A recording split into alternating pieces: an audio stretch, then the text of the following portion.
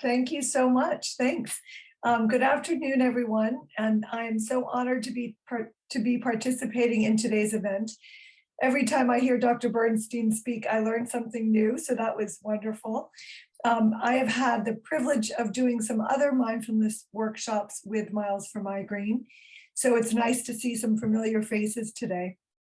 I'm also excited to be joined by my colleagues at the Osher Center, because I think, as you'll see, we are truly a team and we love working together.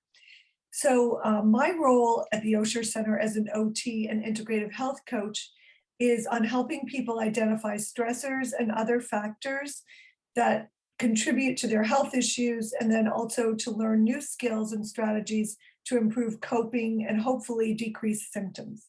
Today, I was invited to share a few principles and techniques about meditation and mindfulness for migraine.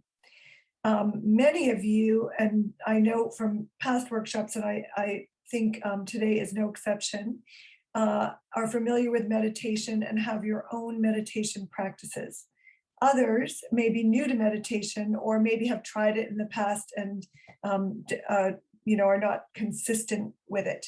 But today I was hoping, well, I am hoping, my part of the workshop will be mainly experiential. So I'm not sharing my screen. I don't have slides you need to read. So I invite you right now to please get into a comfortable position and turn off your camera if you'd like. You can sit, lie down, whatever is most comfortable. And I want to start by asking everyone to please close your eyes if you're comfortable and take a few deep breaths. We'll do this together.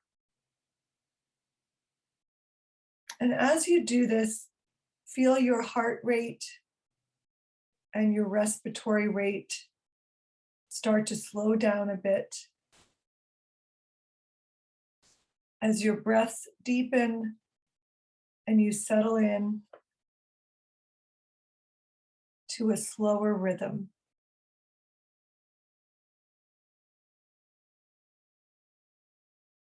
And on the in-breath, notice if you are holding any tension anywhere in your body.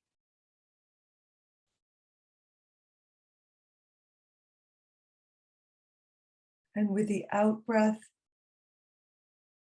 exhale the tension and maybe move that body part. Maybe give it a little shake or a roll. And really tune in to how it feels to release some of that tension. So many of us with headaches hold tension right in our upper back, shoulders, neck area.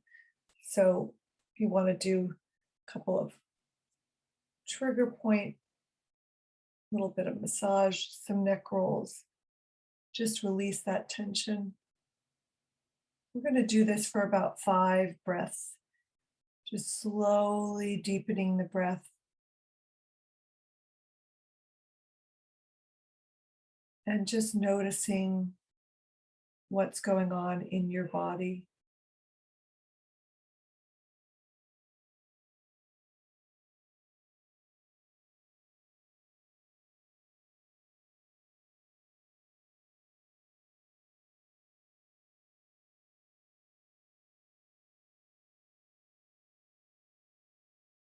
And a few more breaths.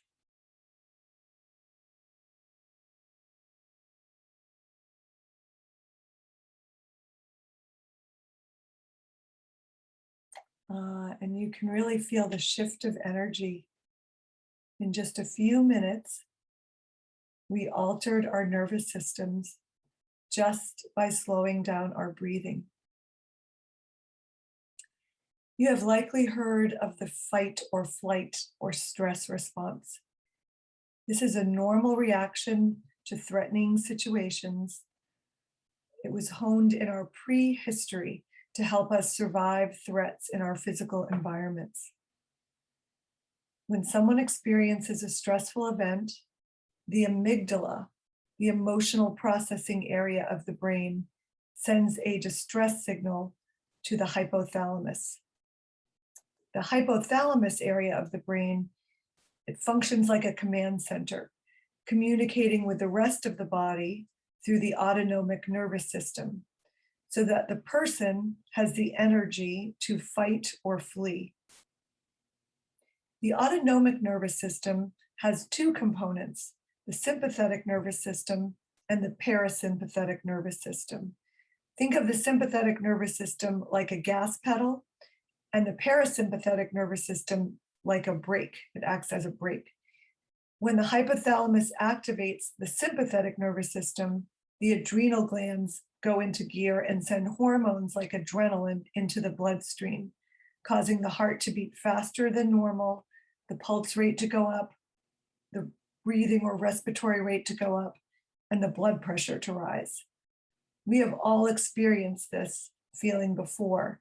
And this is great if you're trying to jump out of the way of an oncoming car, but not so great if this response is constantly being re-triggered by chronic stress.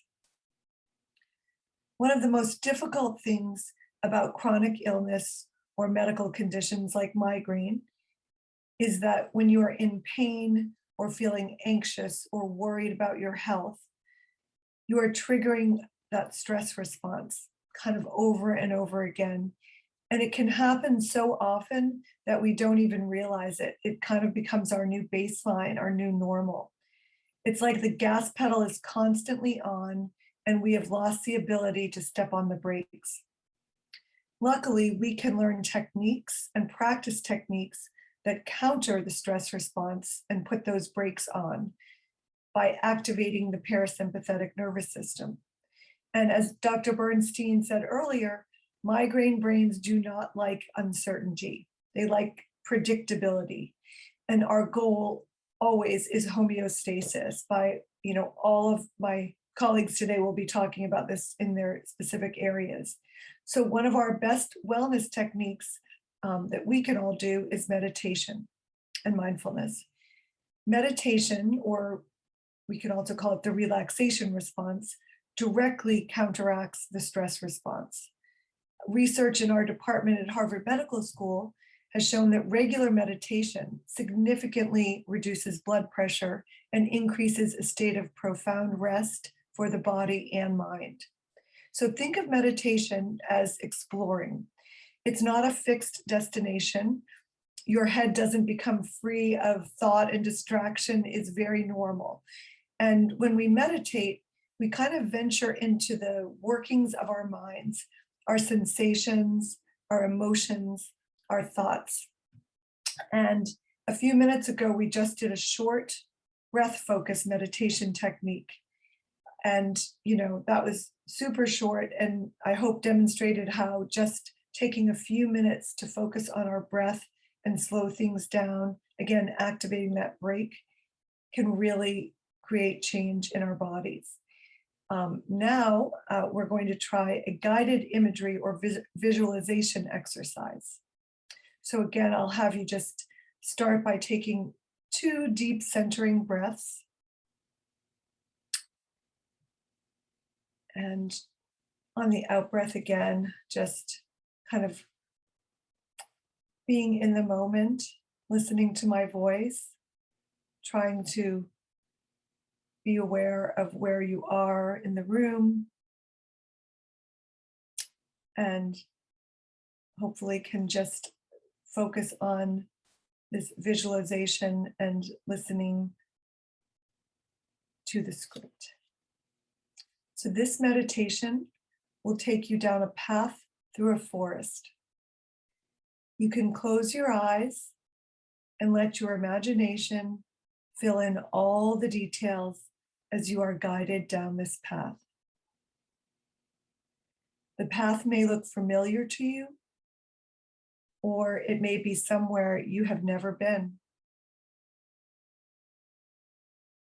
Close your eyes and imagine that you are standing at the edge of a field.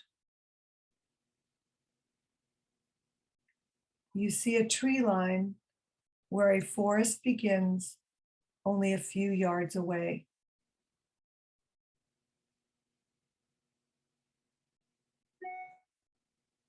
Just on the other side of the tree line you see a trail. So you walk out of the field towards the path and enter into the woods.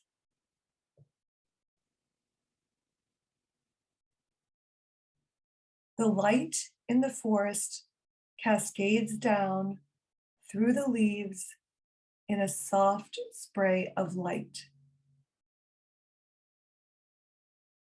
The layers of the forest have various textures.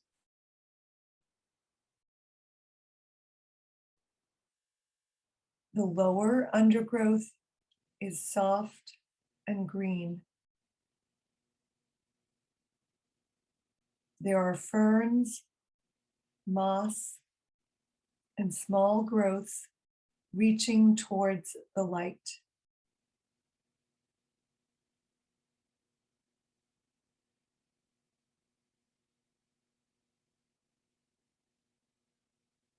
The upper canopy of the trees covers you like a stained glass roof overhead.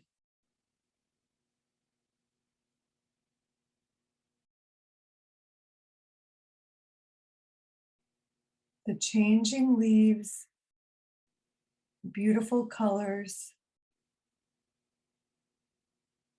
against the light blue and white sky create a soft, glowing, ambient light.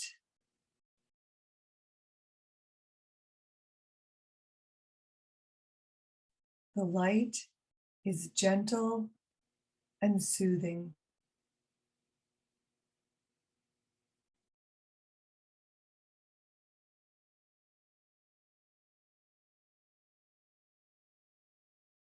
The path you are walking upon winds down a slight hill and curves.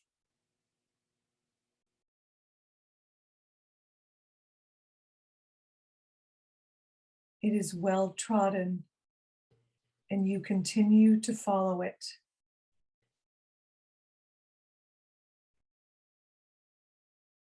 The path is a combination of soil, roots, and small plants. And it is easy to walk upon.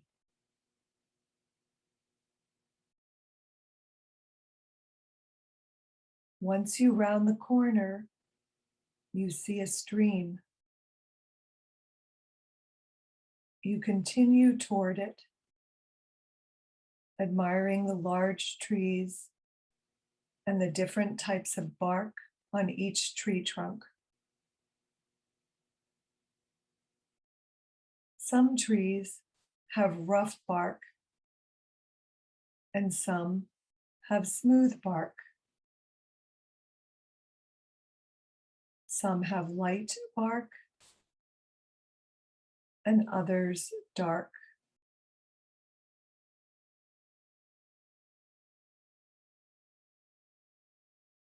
As you near the stream, you can hear rippling water, sounds getting louder in a constant rhythm. You see the rocks just under the surface of the water. The water swirls around and pours over some of the rocks.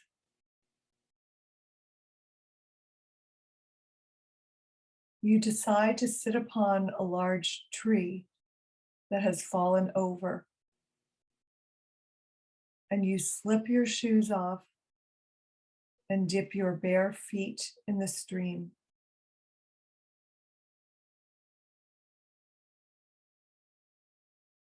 The water is very cold, but it instantly soothes your feet.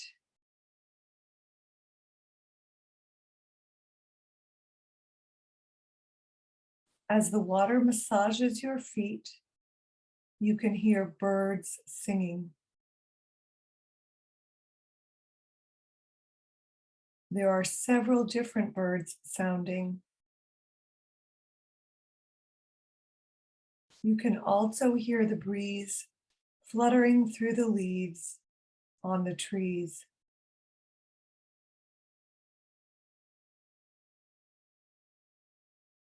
You close your eyes and enjoy the sounds.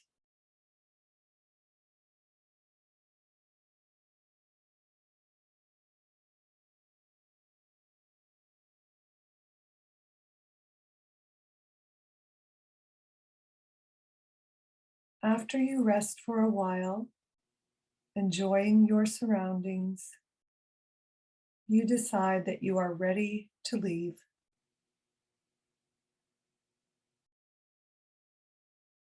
You grab your shoes, put each one on, and step to the dry bank of the stream. You see the path that brought you here and start back up the hill and around the bend.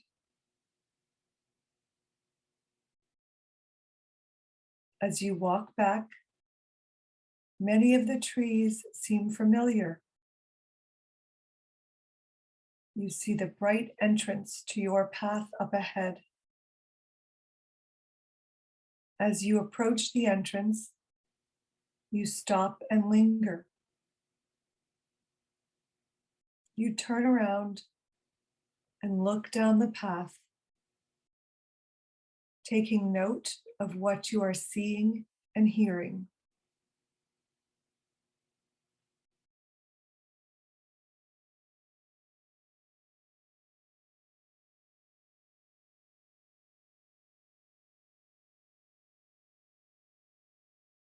You can visit this special place anytime you'd like in your mind.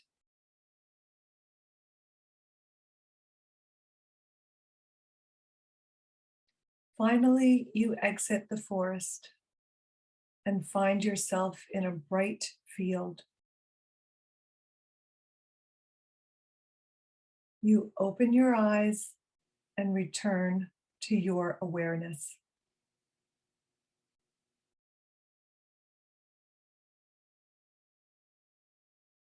Okay, lovely. I so hard to see anyone, but I hope you're able to feel a deeper sense of relaxation following that exercise. And if we have time at the end, I hope some of you will maybe share your experience of that visualization. But we'll just now going to shift just a little bit and just talk about mindfulness in a little bit different than meditation. So mindfulness can be described as the basic human ability to be fully present, aware of where we are, what we're doing, not overly reactive or overwhelmed by what's going on around us. And while mindfulness is something we all naturally possess, it's more readily available to us when we practice mindfulness on a daily basis. Whenever you bring awareness to what you're directly experiencing via your senses, or to your state of mind via your thoughts or emotions, you're being mindful. And there's growing research that shows that when you train your brain to be mindful, you're actually remodeling the physical structure of your brain. So again, back to that word homeostasis. With migraine, our brains want to be consistent. They want that predictability and that baseline to kind of be a solid situation, not spikes and drops and moving around all the time. So mindfulness is an awareness, and that's sensitive, open, gentle, curious. It's arises from paying attention on purpose in a way that is non-judging, friendly, and does not try to add or subtract from whatever is happening. It can be a little bit of a nebulous concept, but it's often said that when you're practicing mindfulness, you practice being, not doing. So this means you try to, You stop trying to change things and you start opening, allowing and noticing what's happening more closely and carefully. And being mindful means taking a position on gentleness and non-judging attention, and paying attention with purpose and noticing being centered in the present moment.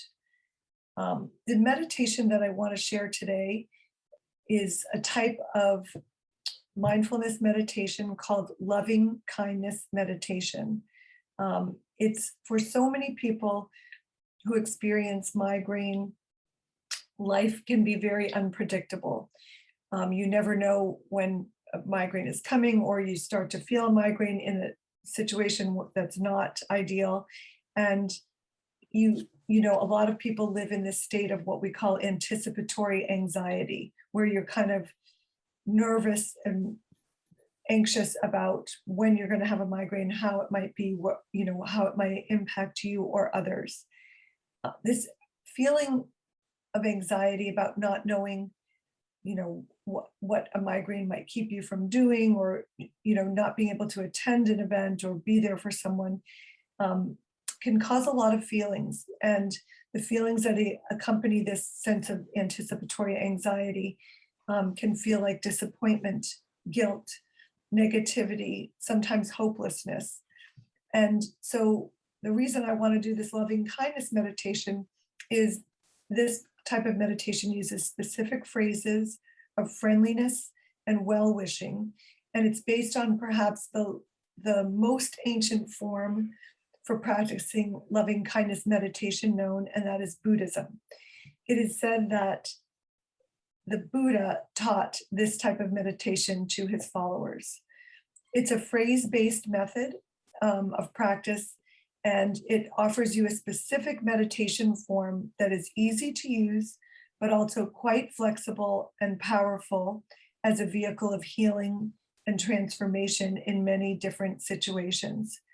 So I hope for this meditation, my hope is that this resonates with you and you can make some practice like this your own, with your own language and your own phrases. But for today, I'm going to offer some that you might want to try. Okay, so let's get in a comfortable position again, including laying down if you wish. And I'll ask you to close your eyes if you're comfortable. And let's focus our attention again on our breath and breathe mindfully for a few moments. Noticing the air coming in through our nostrils and exiting through our mouths. Is it cool air coming in? Is it warm when it's leaving our bodies? Is there a difference in temperature?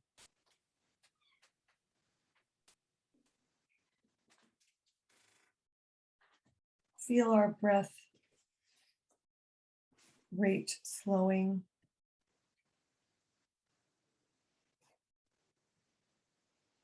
And now let's shift our attention to our heart space, the center of our chest.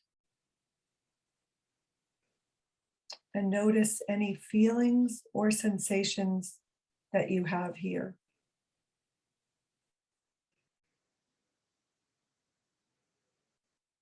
Let them be, kindly accepting whatever you notice.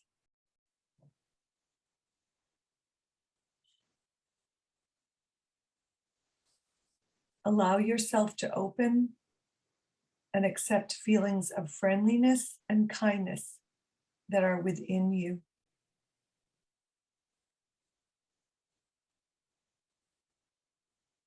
If it helps, recall a dear friend or loved one,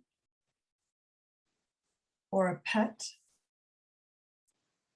or the warm feeling you have when a child takes your hand.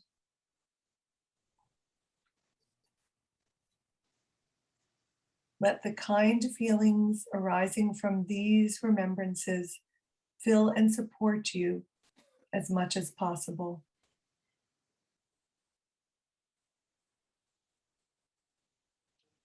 Now focus attention on yourself.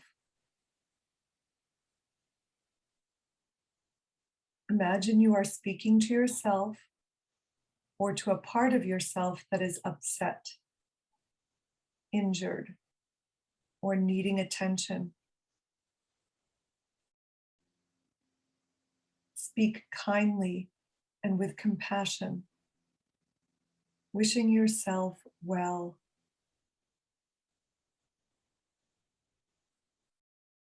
You might use phrases like, "May I be safe and peaceful. May I be happy. May I be healthy and well."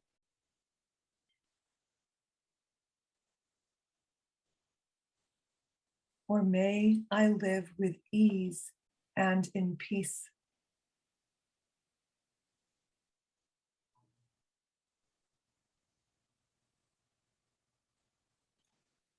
Repeat your phrase as if you were quietly humming a lullaby to yourself.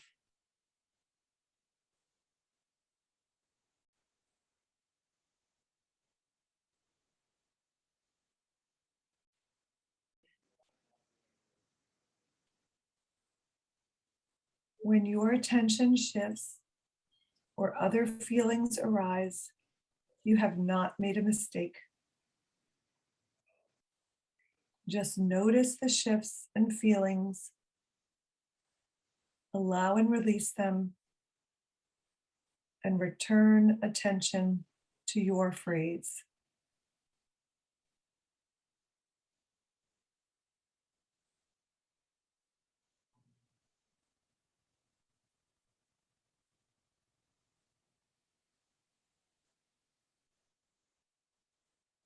When you feel ready, try sending kind wishes to someone else.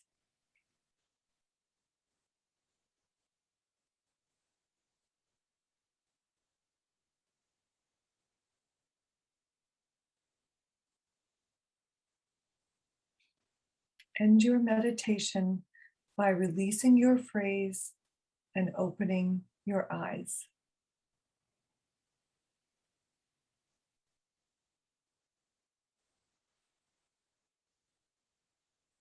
Wonderful. I did want to make sure we have time for a little discussion, but I just want to end by saying people often ask me, what is the best kind of meditation? And honestly, it really varies from person to person. There are so many great apps now that you can put on your phone or your iPad or your laptop, and free trials for most of these apps. There are YouTube videos. There's really something for everyone. And I recommend experimenting to see if you get the best response from a visualization like we did through that forest path, or a body scan where you're really kind of methodically going through your body, bit by bit, a breathing technique like we started with. Yoga, which is, what's better than yoga, a body scan, Tai Chi, repetitive prayer. There's so many ways to meditate. And mindful walking, mindfulness is just the presence of mindfulness just can shift immediately your attention. So try to see what works for you. And if you're new at it, a goal of 20 minutes a day is awesome.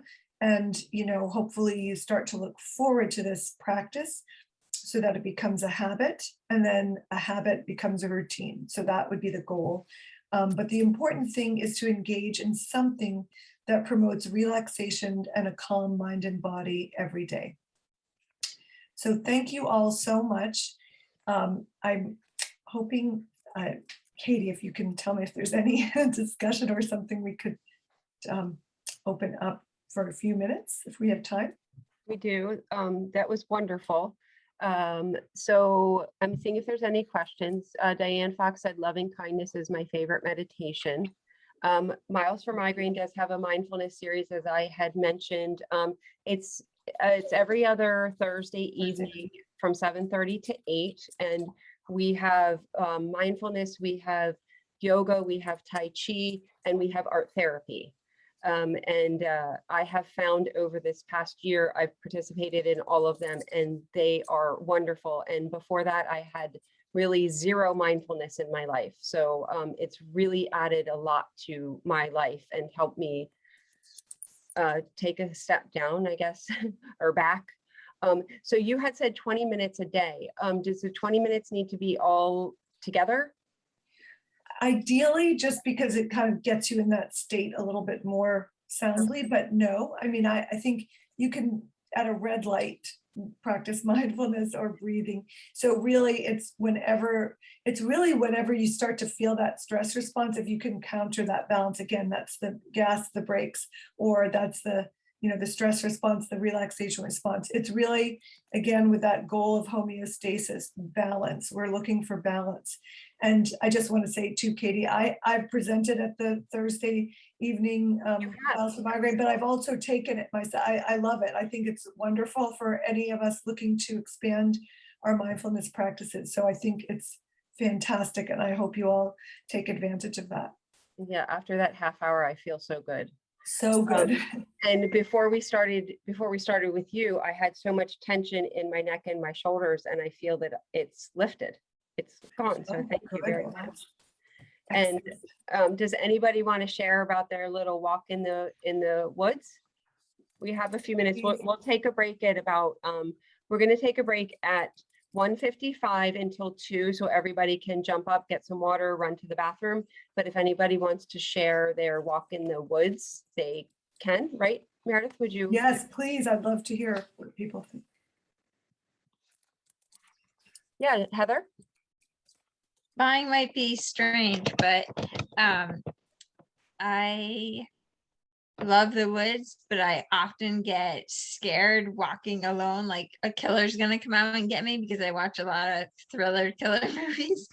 And but I love the woods and feel very peaceful there. So I had to kind of adapt mine. Like I was in the woods with friends and I just walked further away from them, but had the safety net of them in back of me, but around enough that all I had to do was yell and they could hear me, in order to not have that, because I do have that really, what you were talking about, the, I always forget what the doctor says. Anticipatory anxiety, the anxiety that comes along. Yeah, and I'm always on alert for like so long. After I had a brain aneurysm, it kind of like has been like that. Sure. But oh, yes.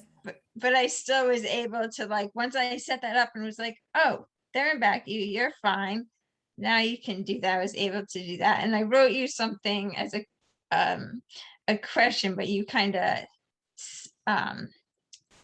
said it, is that like I often get really discouraged because my mind will start to wander, and then I'm like, forget it, you can't even do it for like 5 minutes. But now that you said it's okay, like to try to just get back into it, and that's what I did with yours. I was like, okay, get back, like, where were you, and stop thinking about that, and where were you. So that makes me feel better, that I should maybe try to keep going instead of saying you can't do it. Like, Heather, that's so typical for so many people. I think we see some nodding heads. It's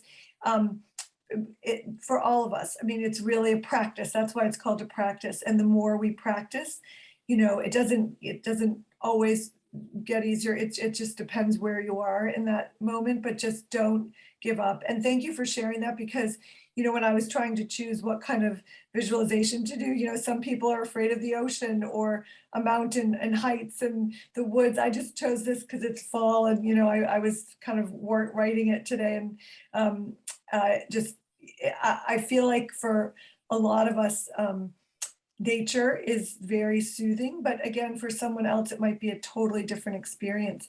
So thank you, Heather. sure. And it is very soothing to me, which is bizarre. Like you said, a Yes. field, and I'm like, a field is like magic for me. Yeah, Like, see? Good. So and you then the grew up in woods, the I woods. love the woods. And when you said the like the stream, I was like, perfect. I'm like, I love like a stream with moss all over it. I'm like, but it was just that little triggering thing. Yeah. But once I got Um, rid of that, it was awesome. Well, thank you. And one question was, how should people use meditation in the setting of an acute migraine? That's a great question. I think, and you can all answer, different ways. One of the things we like to teach at when we do these groups, everyone, actually, it turns out Dr. Bernstein, Lindsay, and I do these groups at our center, at the Osher Center. And so we talk a lot about, it's called the Migraine Toolbox. And it's really when you are getting a migraine, you feel one coming on, to really stop yourself in your own tracks and say, okay, I'm getting a migraine. What can I do? What can I do? So where are you in your setting? Are you able to stop and meditate? Are you able to get an ice pack if that works for you and really sit with your breath? Are you able to kind of reverse some of that cascading effect of the migraine coming on by focusing on your breath, by really taking a break, doing a meditation? We like to say, Lindsay's going to talk next about your blood sugar, hydration, or maybe not next, maybe G's next, but what are some points you can use? G's going to talk about. Dr. Bernstein just talked about, again, the need for homeostasis and keeping things the same. So we like to talk about tools in your toolbox so that again, instead of that feeling of dread and anxiety and panic, you say, I have a tool for this. I can meditate. And it's really, we hear from people in our groups all the time, just that simple shift of, I've got this, I know what to do, can be a huge, just, the mental part of it, as well as the mind-body connection. So slowing down that whole stress response, instead of that upward cascade, bring it down, bring it down, bring it down. Focus on your breathing, focus on your breath. Know that this will have an impact. It's really kind of learning how your body, what are your initial symptoms, or when you're in tremendous pain, when your headache is just, tremendous, and can you think of a visualization that puts you in a totally different place and use that to kind of calm down your mind body? I don't know if that's an answer, but there are so many tools that we hope you learn when we, during our workshops that we do. And it's really for so many people, figuring out what works for them. Sometimes it's an ice pack on your forehead. Sometimes it's a hot pad on your neck, just really kind of figuring out what works for you and trying to be prepared with, some flexibility. Yep, that totally makes sense. And it's the kind of migraine you have at the moment too. Sometimes It changes, right? I mean, you all know better than me, but it can take on so many different forms in different places. But just, yeah, I know we're over time. Yeah. Oh, no. It's a great point. And as you said, a habit becomes a routine. So the more everybody does it, the more. Well, so that was wonderful. I feel so much better. And if everybody wants to take a little break, we'll reconvene at 2:00